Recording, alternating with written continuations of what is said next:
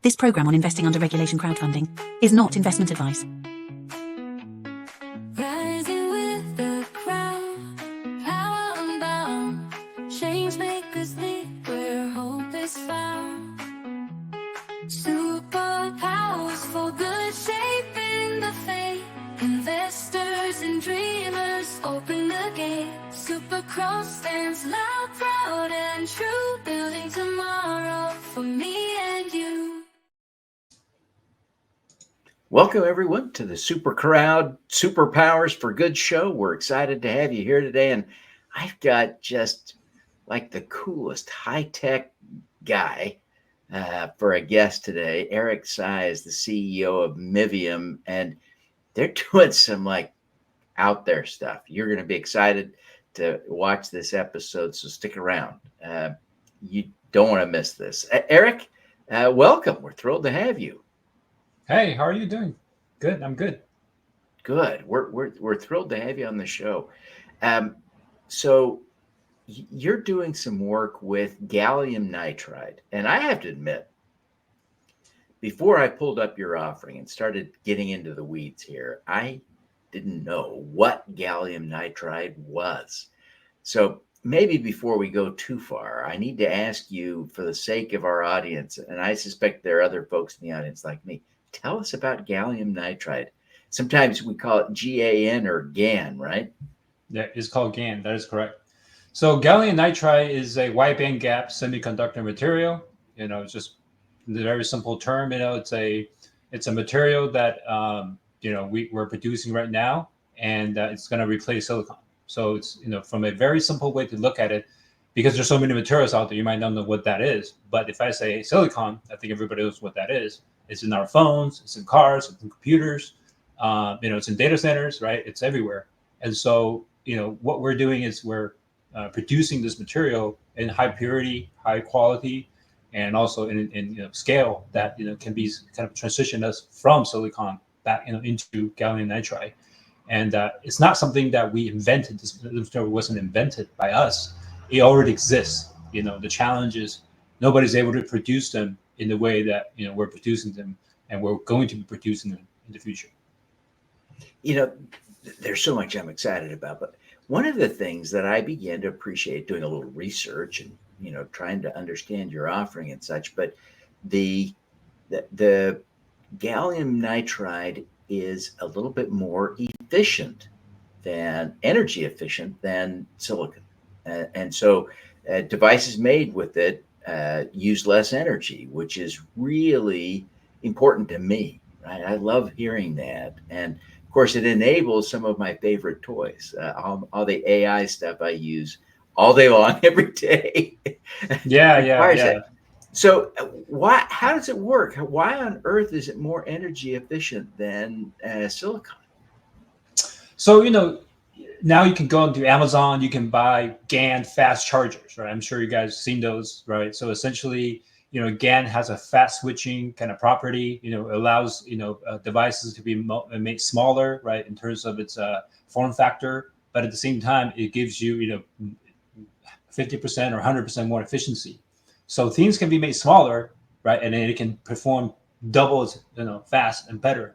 And so you're seeing a lot of kind of the first round of devices being made using GaN is actually the chargers, right? And so, it's going to gradually move into other devices like the data centers, right? And essentially, if you think about it, AI sits on top of data centers sits on hardware, right? We love NVIDIA and all that stuff, but there's materials that's made out of those things. So, essentially, engineers has to figure that out and say, okay, how do we get this material into this kind of these technologies so that we can use less, power and still do more, right? So the term here is, do more with less, if that makes sense. Yeah, it really is cool. Now, let's talk about the business, because this is important now. So everyone understands the context. We're really talking about the future here, aren't we? And your business is going to help bring it about. What are you doing at Mivium that's special in this space? So Mivium is a semiconductor material science company. We have some of the veterans in the industry that, been around doing this for, 20, 30 years, 40 years.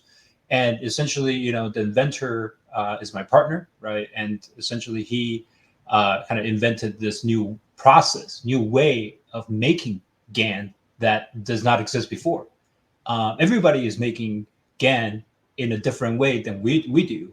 And the way that's been produced right now is very toxic. A lot of the semiconductor process is not super clean, right? And so, EPA is going after those companies all the time. And there's also the cost, associated with, how do you deal with the toxic stuff, right? So our process, keeps our production output clean, and we don't use toxic materials, to produce what we need to do.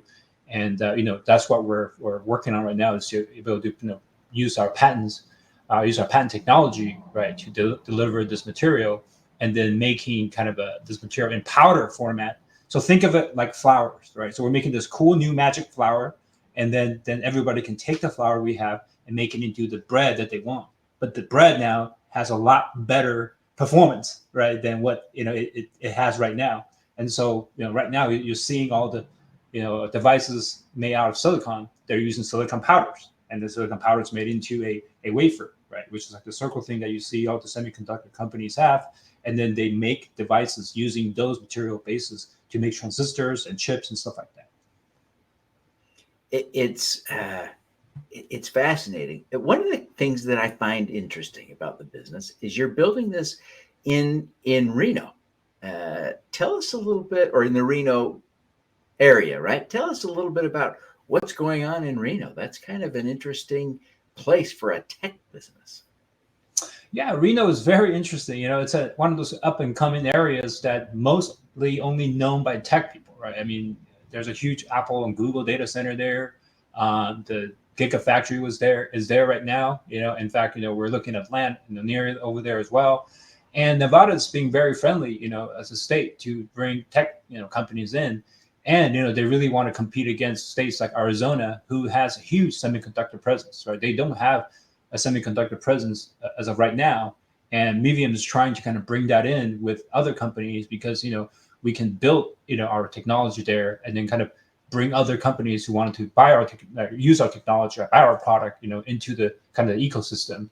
And they're being very friendly in terms of, giving us introductions to, venture capitals, to partners that can help us grow the business. So it's been a, really kind of awesome relationship we have with, the state of Nevada.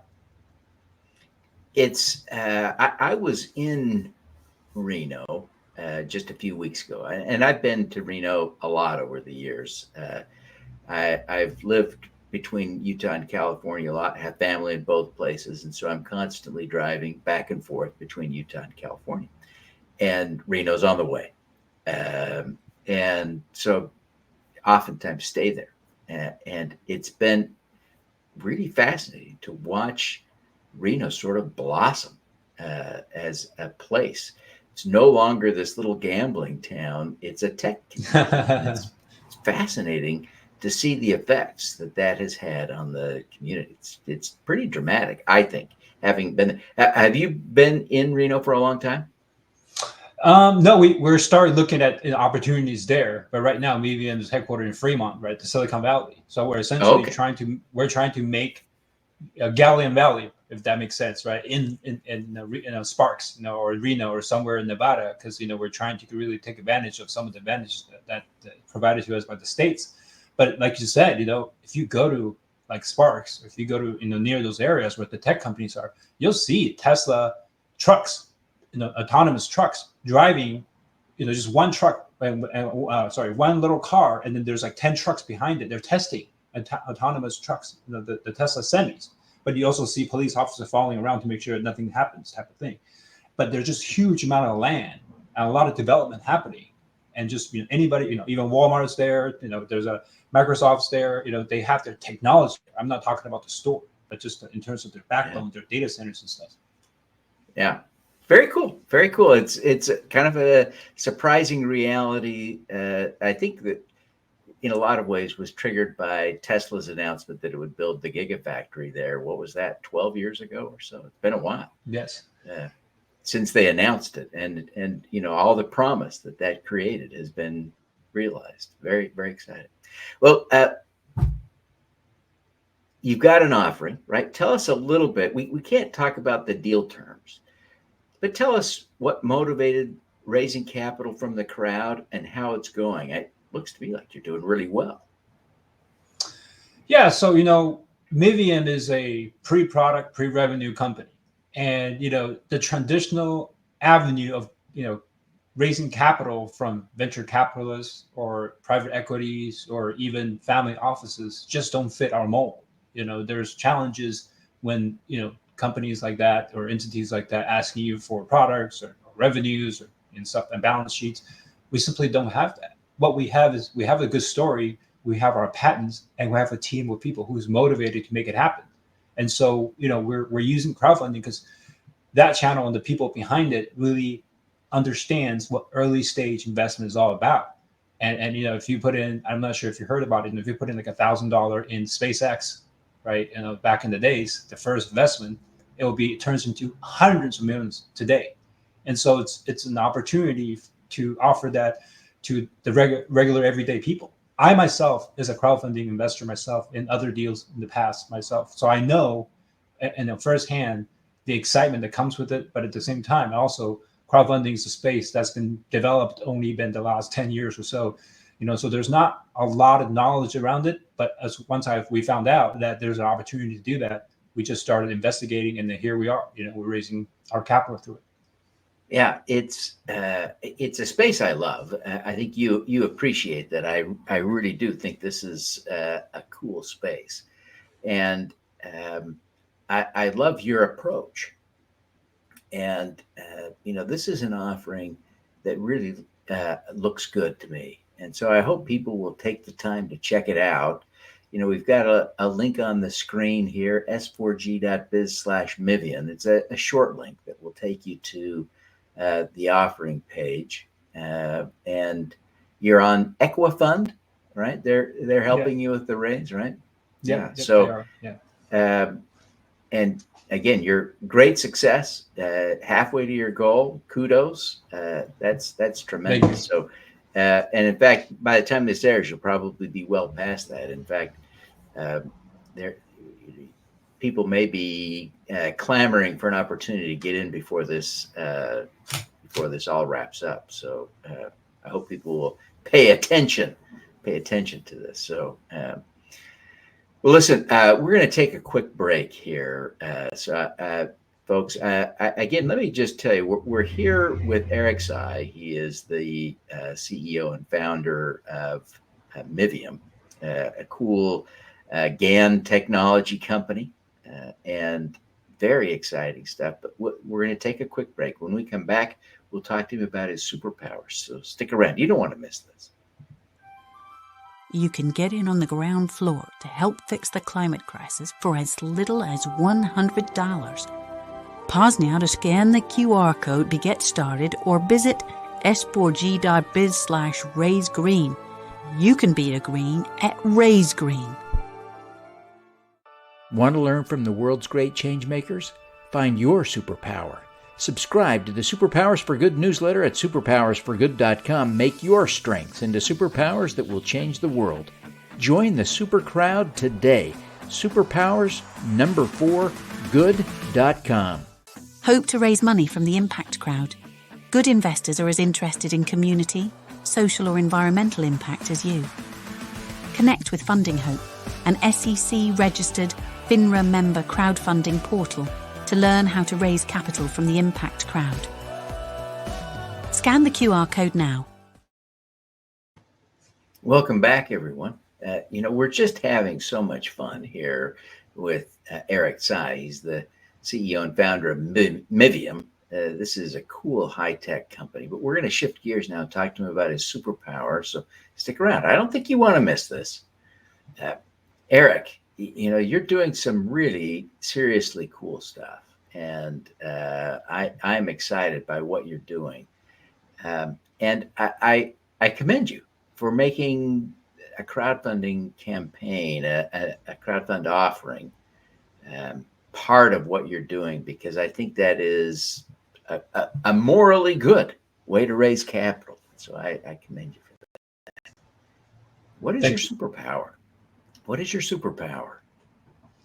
Well, my superpower is really in, ability to communicate. I'm a marketing person, all my career, from, my career, I think I've spent over $100 million in Meta, in the ads, Google, and Pinterest, you name it. Any type of advertising, I've done it. I've done all the AI with it.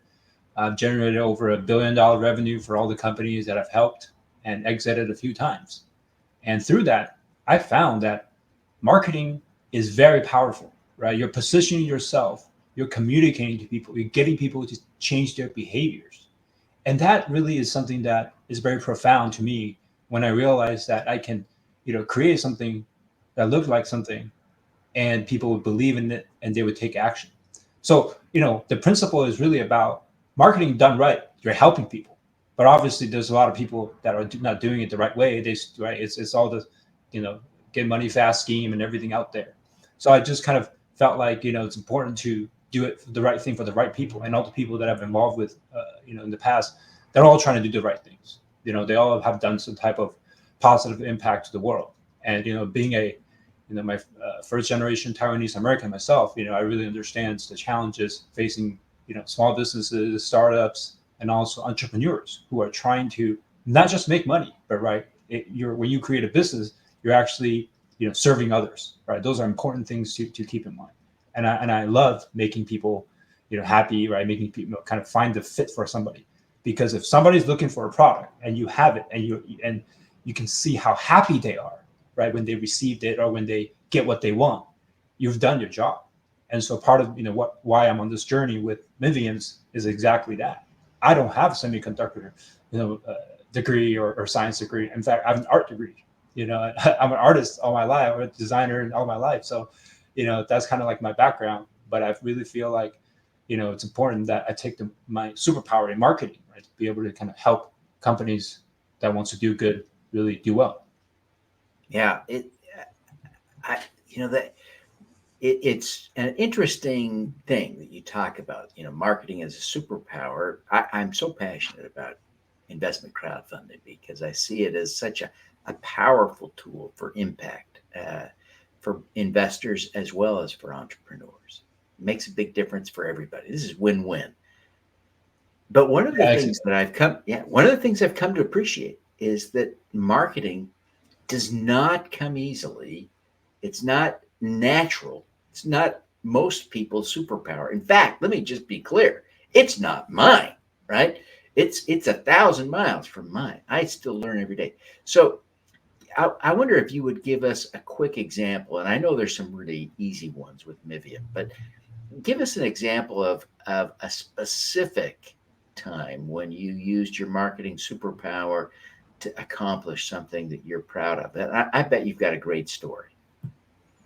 I mean, I just kind of use that example, right? Because semiconductor is very complicated. It is the smartest people work in semiconductor, and I'm not one of them, and I'll be straight. And so, but to use an example of, hey, we're making a powder, and the powder is going to turn into these bread, right? These pastries that people are going to be, buying and using. They're just buying a different powder, different flour right now, right? It's the silicon flour, but now you're going to buy this GAN flour. But then the outcome of it is the bread that you bake, the pastry you make is going to taste better, it's going to be healthier, it's going to use less electricity, and so on and so forth. There's a lot of benefits. So a conceptual standpoint, it's easier to understand because not everybody's got PhDs like my partners do. And so even sometimes it's challenging for me to keep up with them. Right? I got to go back home and do my research and look up stuff and read books and then come back and say, ask them questions. But the idea here is that you got to go meet people where they're at, right? So I think that's an example that I can kind of share with you there. Well, I think it's a great example. And as I think about the marketing, again, not a superpower of mine. I'm always eager to learn more. I wonder if you could share some tips that would help the rest of us be better marketers, right? Well, I think that the biggest thing that you have to know is that it's really psychology, right? It's really about positioning. But you can't think from your standpoint. You got to think from the other person's standpoint, which is before you show up, they don't want your product. They don't want to listen to you. They don't care. They only care if they feel and they realize that you care first. And so you have to do the research. You have to know who they are, and you have to be on point, right? So those are the type of things that's very important, because you can get people to buy stuff. Oh, you can lose 20 pounds in 90 days. Sure, right? But if you use it so many times, it's like, people realize, hey, I heard this before somewhere. But do something where it's relevant to that person, right? And so that's kind of like the same thing as you're trying to network with people, right? People try to drop hints. Hey, I have this interest. I like sports. I do these activities. And then people can connect. At the end of the day, we're all human beings, and we like to be in a community. So it's important to understand that it's, at the end of the day, we're all people. So we got to be humans, and it's challenging these days because everybody's on their devices now.